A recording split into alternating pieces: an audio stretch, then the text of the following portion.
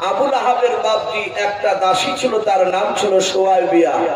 কি নাম বললাম ভাই, কি জন্য বলে? সোয়াইবিয়া। প্রতিদিন বাপজি ওর বাড়িতে থাকতো, কিন্তু ওই রাত্রিবেলা ভোরবেলায় উঠতো। কিছু মানুষ আছে দেখেন বাপজি, নামাজ না পড়লো ভোরবেলাতে বাপজি তার ঘুম হয় না, লোকের সামনে বলে যে ফজর আজান দিলি ঘুম হয় না। আর আমরা বয়স্ক লোকের মুখে শুনতে পাই যে ভোরবেলাতে নূরের বাতাস পাওয়া যায়। বলুন সুবহানাল্লাহ। বলে না নূরের বাতাস? কিছু মানুষ আছে বাপজি রাস্তা রাস্তা দৌড়ে বেড়াবে, ও পেঁয়াজ কমানোর লেগে দৌড়ে বেড়াবে, কিন্তু বাপজি মসজিদের পাহা দিয়ে 4-5 বার রান দিবে, হতভাগা নামাজ পড়তে ঢোকে না। এরকম আছে না নাই বলেন? অনেকেই আছে। ও নামাজ পড়তে যাবে না, অথচ সে মুসলমান। আবার চায়ের দোকানে গিয়ে বলবে নবীকে খুব ভালোবাসে।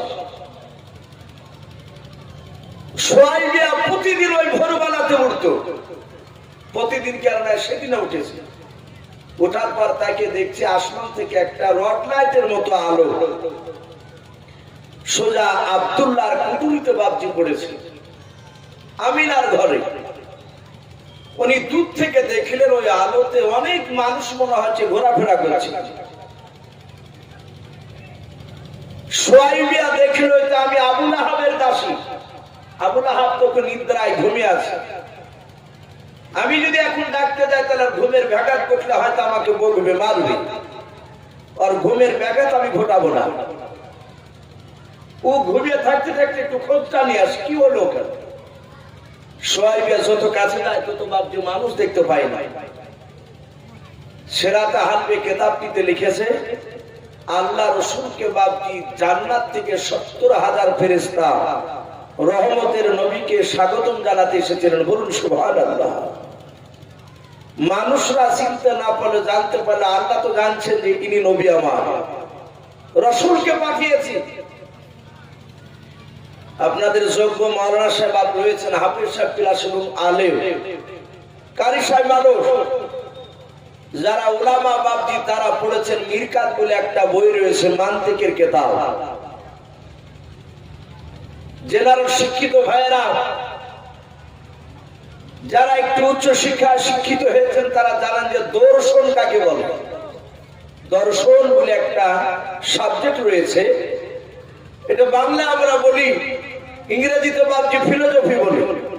তর্ক বিতর্কের বাপজি সেটা সাবজেক্ট। ওর ওই দর্শন বলেন আর ফিলোসফি বলে, তার যদি জ্ঞান না থাকে সে মানুষকে কথা বলে বোঝাতে পারবে না।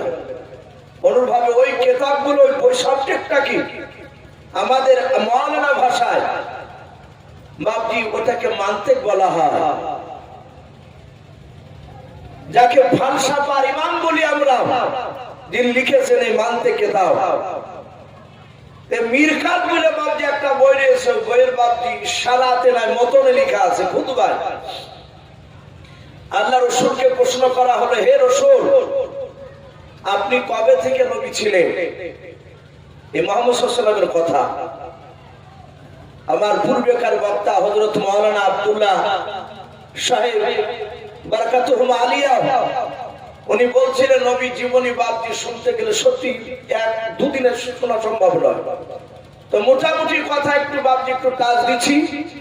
তো আল্লাহ রসুল বলেন, এই সাহাবা আমি তখনও নবী রসুল ছিলাম যখন আদম শফিউল্লাহ আলাইহিস সালাম যখন পানি এবং মাটির সাথে মিশ্রিত অবস্থা, আমরা যাকে কাদা অবস্থা বলি, নবী বলছেন আমি তখনও রসুল ছিলাম। জোরে বলুন সুবহানাল্লাহ।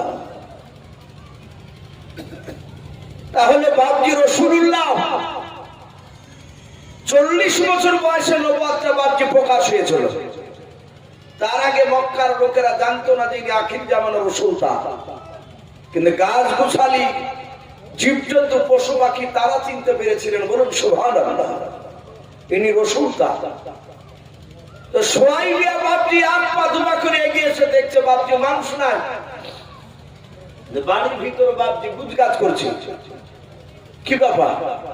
সোয়াইবিয়া বাড়ির ভিতরে ঢুকে দেখে আমিনা কোলে বাচ্চা নিয়ে বসে আছে। এত সুন্দর চেহারা, সাথে হাতে বাপজি কেতাবে লিখেছে। আমিনার কাছে গিয়ে বাচ্চাটা কোলে নিল। আর মানতে হবে না বাবা, ওনাকে দিয়ে মানতে হবে। ডাক দিয়ে বললে, সোয়াইবিয়া মনে মনে চিন্তা করছেন, যদি এই বাচ্চাটা এত সুন্দর, এই ছেলেটা বড় হওয়ার পর লোকেরা প্রশংসা করবে, এই বাচ্চাটাকে নিয়ে যদি আমার স্তনের মুখে লেগে একটু দুধ পান করাতে পারতাম, জীবনটাকে ধন্য মনে করতাম। বলুন সুবহানাল্লাহ। তাই সোয়াইবিয়া বলল, বোন আমিনা, এই বাচ্চাটা আমাকে দেবা না? বলে কেন? বলে আমি একটু আমার স্তন থেকে দুধ পান করাতাম। বলে করা অসুবিধা নেই। নবীকে নিয়ে দুধ পান করালে, তাহলে দুটো নিয়ে দুধ খাওয়া হলো।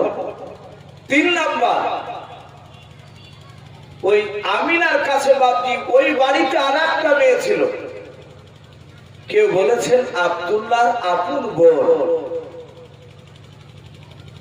কেউ বলেছেন তার বোন নয়, তার বাড়ির বাঁধি দাসী ছিল। বেশিরভাগ উলামারা লিখেছেন আব্দুল্লাহর ওটা বোন, নাম ছিল বাপজি উম্মে আইমন। কি নাম বললাম? উম্মে আইমন। উম্মে আইমন দেখলো একটা পাশের বাড়ি আবুল আহাবের দাসী সোয়াইবিয়া, সে দুধ পান করালো। আর আমার ভাই আব্দুল্লাহ আমিনাকে বিয়ে করে নিয়ে আসার পর থেকেই আমার বান্ধবী হয়েছে।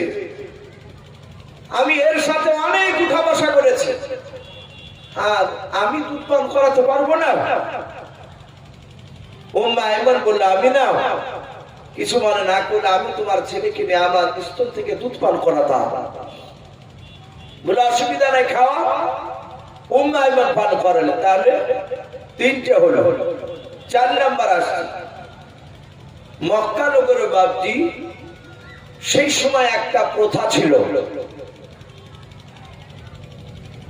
একটা বাতাস বইতো মক্কা নগরে। বাতাসটাকে লুহ বাতাস বলা হয়। লাম ওয়াও হা, লুহ শব্দের অর্থ হচ্ছে দূষিত। মক্কা নগরে শুধু মক্কাতে, ওই কুরাইশ বংশের ওই এলাকাটায় বাচ্চা জন্ম নিলি 2 মাস 4 মাস করে মক্কা নগরে তার মার কাছে থাকলি, বাচ্চার শরীরে ঘা হইতো, পচা ধরে বাচ্চা মারা যেত।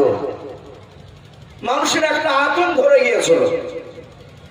এই যে কয়েক বছর আগে বাপজি করোনা গেল, বাসে খুব খুব করে কাশলে মানুষ চাদরটা দিয়ে ঢাকে, কাশিওয়ালা লোক হলে ওর কাছ থেকে 10 হাত দূরে গিয়ে দাঁড়াইতো ভয়। এমনই মানুষের বাপজি আতঙ্ক ধরে গিয়েছিল। অনেক জায়গাতে করোনার সময় বাপজি মানুষকে বিনা গোসলে দাফন করিয়েছে, এরকম রিপোর্ট রয়েছে। দুধ থেকে বাপজি পানি ঢেলে দিয়েছে, ভয়ে লড়েনি। এ ছিল একটা আতঙ্ক। মক্কা নগরে বাপজি ওই রকম আতঙ্ক ধরে গিয়েছিল মানুষের। সে সময় মুরুরা দেখেছিল মক্কার বাচ্চা মক্কার বাইরে চলে গেলে অন্য জায়গায় গিয়ে মানুষ হতো, সে বাচ্চাটা বেঁচে যেত, মরতো না। তাই তারা আইন চালু করেছিল, মক্কার মেয়েরা বাচ্চা জন্ম দিবে, মানুষ করবে অন্য দেশের মায়েরা, দাইমারা। ওরা যে মানুষ করবে তার বিনিময়ে বাপজি তারা মোটা অঙ্কের টাকা পাবে। তাই প্রতিদিন বাপজি মক্কার বাহির থেকে মানুষেরা মক্কা নগরে বাচ্চা নিতে আসতো। রাসূল আমিনার কাছে পাহাড়ি ছিলেন মক্কা নগরে। 5 দিনকার দিন আমার বিশ্ব নবীকে কোলে করে নিয়ে আমিনা রাস্তার ধারে বাপজি দাঁড়িয়ে আছে। আপনাদের যেমন মেন লালবাগের এই কদম শরীফ, যে আপনার এই যে কুর্মিতালা যে মোড়, এইরকম বাপজি রাস্তার ধারে বাপজি দাঁড়িয়ে আছে আমিনা। তার শ্বশুর মশাই আব্দুল মুতাল্লিব রাসূলকে বাপজি আমিনা কোলে করে নিয়ে প্রথম নাম্বার যে বাপজি দাইমা আসলো বাচ্চার খোঁজে। আমিনার কাছে আসলো যে মেয়েটা, সেই মেয়েটার নাম কিতাবে এসেছে রকিয়া বিনতে আবু জোহাস। রকিয়া ডাক দিয়ে বলেছিল, আমিনাও এই বাচ্চা কার? আমিনা বলেছিল বাচ্চা আমার। বলে বাচ্চাটা কি দিবা? নাও। বলে যার জন্য তিনি দাঁড়িয়ে আছে হযরত রুকিয়া বিনত আবু জুহাশ মেয়েটাও আল্লাহর রাসূলকে বাপজি কোলে নিয়ে বাপজি চুমা দিতে শুরু করে দিল। এমন ভাবে ভালোবাসা বাপজি দিতে লাগলো, আদর স্নেহ করতে লাগলো। লাস্ট বেলায় বলেছিল গো বোনাবি না, এই বাচ্চা আমি নিয়ে যাবো, আমাকে কি দিবা না? বলে কেন দিব না, দেওয়ার জন্য তো দাঁড়িয়ে আছে।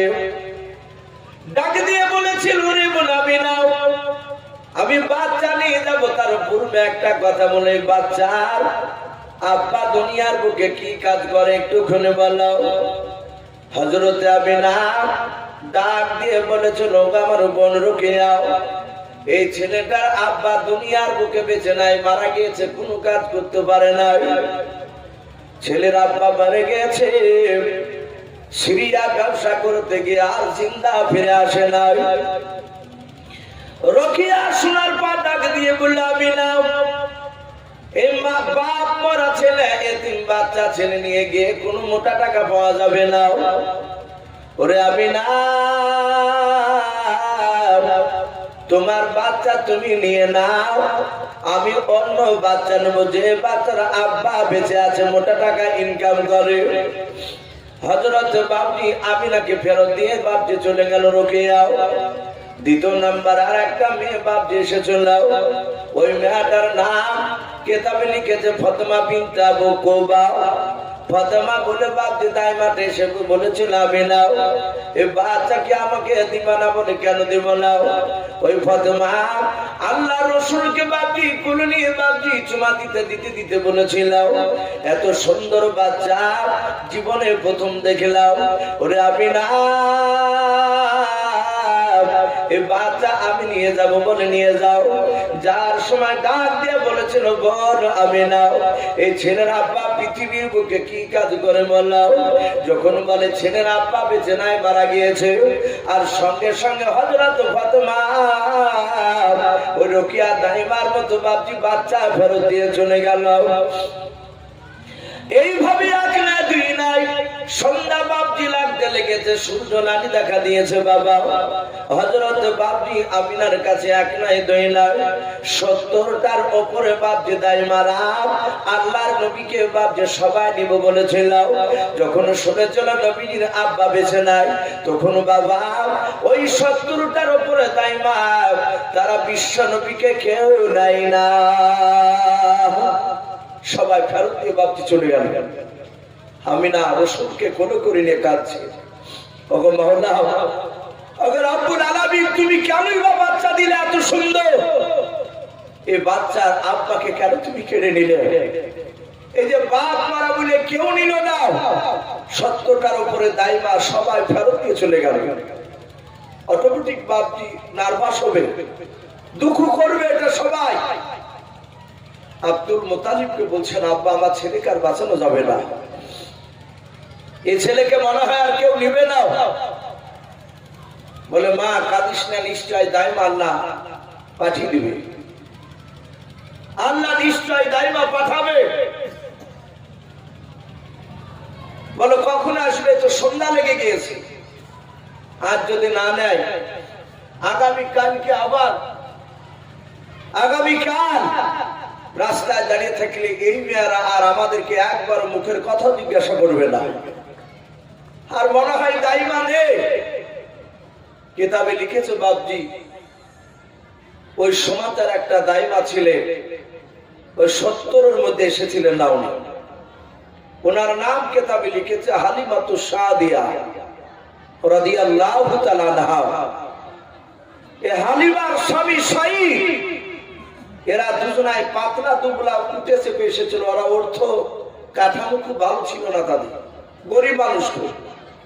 কিন্তু হালিমাতু সাদিয়ার একটা বাচ্চা ছিল, তার নিজে জন্ম দিয়েছিল, সেও দুধের বাচ্চা।